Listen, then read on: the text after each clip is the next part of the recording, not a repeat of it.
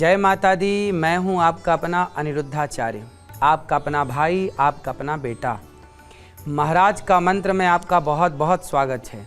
आज है नवमी। आज बात होगी नवमी। नवरात्रि में महानवमी का विशेष महत्व है। 9वें दिन यानी नवमी तिथि को माँ सिद्धिदात्री का पूजन और आराधना का दिन है। महानवमी से जुड़ी बातें और मंत्र का उपाय, क्या उपाय है, क्या मंत्र है, आज आप सभी को घर घर ये बात पहुँचेगी। और घर घर आज हवन होगा, कन्या भोज होगा, कन्या पूजन होगी, व्रत की समाप्ति होगी और किस तरह आज आप कार्य करें तो उसकी भी बातें करेंगे। और हाँ, मैं आपके जीवन से जुड़े संकट भी दूर करने की बातें करूँगा।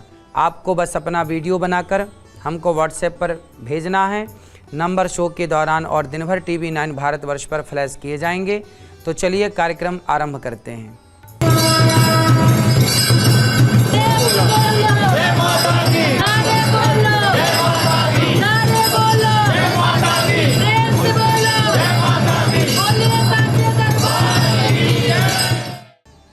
सिद्धिदात्री माँ का पूजन आज होगा।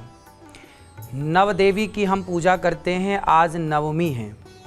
नवमी मतलब सिद्धिदात्री माता, जो सब प्रकार की सिद्धियां आपको देने वाली हैं। इन दिनों में आपने जो भी पूजा की, जो भी 8 दिन से आप व्रत रख रहे हैं, पूजा कर रहे हैं, समर्पण का भाव है, उसका परिणाम आज 9वें दिन माँ सिद्धिदात्री माँ का पूजन करके आप प्राप्त करेंगे। सिद्धिदात्री माँ कौन है? माँ पार्वती ही सिद्धिदात्री माँ है, जो आपकी कामनाओं को सिद्ध करती हैं, जो आपके मनोरथ को, आपके भाव को समझती हैं, जो आपका त्याग है, तपस्या है, व्रत है, उसका जो फल है वो माँ सिद्धिदात्री ही बांटती हैं, सिद्धिदात्री ही देती हैं। आज के दिन हमारे भारत में घर घर में कन्या पूजन होता है। कन्या को ही देवी माना जाता है। उनके पाँव में माहौर लगाकर, गले में माला पहनाकर, खीर पूड़ी सब्जी का कन्याओं को भोग लगाता है। यथाशक्ति आप लोग अपने अपने तरीके से कन्याओं को भोजन कराते हैं। कन्याओं को भोजन कराना बहुत बड़ा पुण्य का कार्य है। कन्या मीन्स शक्ति, शक्ति मीन्स वही दुर्गा, वही काली, वही कामाख्या है। तो वही कन्याओं का पूजन हम लोग करते हैं। साथ ही कन्याओं का पूजन करने के साथ साथ ही आप लोग अब नवमी के व्रत पूरा करके 10वीं के दिन आप व्रत का पारण करेंगे। आज आपके व्रत का अंतिम दिन है। कुछ लोग अष्टमी का व्रत करके नवमी को पारण कर लेते हैं, तो कुछ लोग 9 दिन पूरे व्रत करके 10वीं को पारण करते हैं। तो आप क्या खाएं और क्या खा के पारण करें, मीन्स व्रत को पूरा करें। व्रत के क्या नियम हैं वो ध्यान से सुनिएगा। जब आप 9 दिन का व्रत रखे हैं तो फिर आप अगले दिन अर्थात 10वीं के दिन क्या करेंगे? सबसे पहले भगवान शालिग्राम भगवान को, गोपाल जी को स्नान करा के चरणामृत लेना है। व्रत में सबसे पहले आज व्रत पूरा होने जा रहा है। भगवान से प्रार्थना कीजिए कि प्रभु, हमने जो भी व्रत किया, हमसे जो बन सका, जितना हमें ज्ञान था, जितना बोध था, उतना ये दासी ने, इस दास ने किया। चरणामृत पीकर फिर आप भोजन प्रसादी करा के कन्याओं को, सबको, जो भी आप किसी को पहले खिलाएं, पहले किसी दीन दुखी को खिलाएं। फिर आप सबसे पहले मीठा, व्रत पूरा किए हैं तो मीठा खाकर ही अपने व्रत को पूरा कीजिएगा। खट्टा कसैला खाकर नहीं, मीठा खाकर, ताकि आपके रिश्तों में, आपके जीवन में, आपकी खुशियों में सदा खुशियों की मिठास, प्रसन्नता की मिठास बनी रहे और आपके होंठों पे एक प्यारी सी मुस्कान सदा बनी रहे। तो व्रत को इस तरह से आप पूरा कर सकते हैं। बात करते हैं माता सिद्धिदात्री की।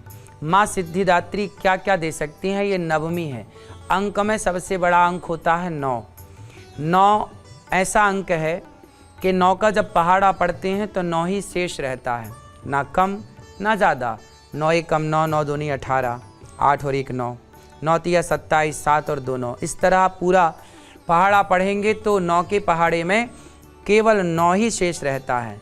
राम जी का जन्म भी, राम जी प्रकट भी हमारे नवमी तिथि को हुए। और आज वही 9 अंक की हम बात करें, आपके जीवन में भी सबसे उत्तम श्रेष्ठ अंक है 9। और आज वही नवमी तिथि है। माँ सिद्धिदात्री की उपासना है, माँ सिद्धिदात्री का पूजन है। हम सनातनी लोग हैं। पूरी दुनिया में आप पूरी दुनिया के लोगों को उठाकर देखिए, एक सर्वे कीजिए तो आप पाएंगे कि केवल हमारे सनातन धर्म में ही एक स्त्री को भगवान का दर्जा दिया गया है। और किसी भी आप स्थान पर जाकर देखिए, स्त्री को भगवान का दर्जा नहीं दिया गया। कोई और हिंदुओं के अतिरिक्त, सनातनियों के अतिरिक्त और कोई स्त्रियों को भगवान के रूप में नहीं पूजता। हमारे यहाँ दुर्गा सिद्धिदात्री भगवान के रूप में पूजी जाती हैं। कन्याओं का भोजन होता है। एक नारी को हम ईश्वर के रूप में देखते हैं और ईश्वर के रूप में उसकी पूजा करते हैं। जिस देश में नारी को ईश्वर के रूप में देखा जाए, उस देश में यदि नारी के साथ दुराचार हो, बलात्कार हो, तो कितना दुखद है। इसलिए ये सिद्धिदात्री माँ ये कहना चाहती हैं कि आप अपने बच्चों को, खासकर पुरुष वर्ग को, अपने लड़कों को नारी का सम्मान करना सिखाइए, नारी की इज्जत करना सिखाइए। तब जाकर के आपको सब प्रकार की सिद्धियां प्राप्त होंगी। यदि आप नारी का सम्मान नहीं करते तो आपको सिद्धि नहीं प्राप्त होगी।